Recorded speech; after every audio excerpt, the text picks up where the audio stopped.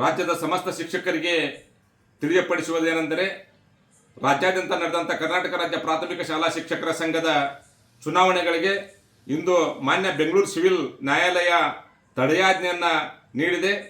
ಯಾವುದೇ ತಾಲೂಕಿನಲ್ಲಿ ಚುನಾವಣೆಗಳನ್ನು ಅತ್ಯಂತ ಅಕ್ರಮವಾಗಿ ಮತದಾರ ಪಟ್ಟಿಯನ್ನು ಪ್ರಕಟಿಸದೆ ಚುನಾವಣೆಗಳು ಘೋಷಣೆಯನ್ನು ಮಾಡ್ತಾ ಇದ್ದಾರೆ. ಅವುಗಳಿಗೆಲ್ಲವನ್ನು ಸಮಗ್ರವಾಗಿ ತನಿಖೆ ನಡೆಸಿ ಇವತ್ತು ತಡೆಯಾಜ್ಞೆಯನ್ನು ನೀಡಿದೆ.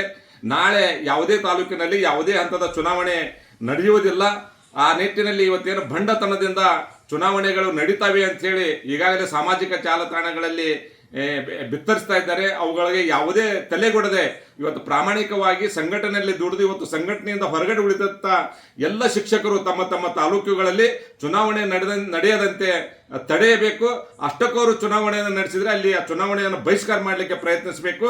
ಹಾಗೂ ಚುನಾವಣೆ ಅಲ್ಲಿ ಅನಿರ್ದಿಷ್ಟಾವಧಿ ಒಂದು ಮುಷ್ಕರವನ್ನು ಮಾಡಿ ತಾವೆಲ್ಲರೂ ತಮ್ಮ ತಮ್ಮ ಹಂತದಲ್ಲಿ ಒಂದು ಪೊಲೀಸ್ ಠಾಣೆಗೆ ಒಂದು ದೂರನ್ನು ಸಹಿತ ಸಲ್ಲಿಸಬೇಕಂತೇಳಿ ಈ ಸಂದರ್ಭದಲ್ಲಿ ವಿನಂತಿಸಿಕೊಳ್ತಾ ಇದ್ದೇನೆ.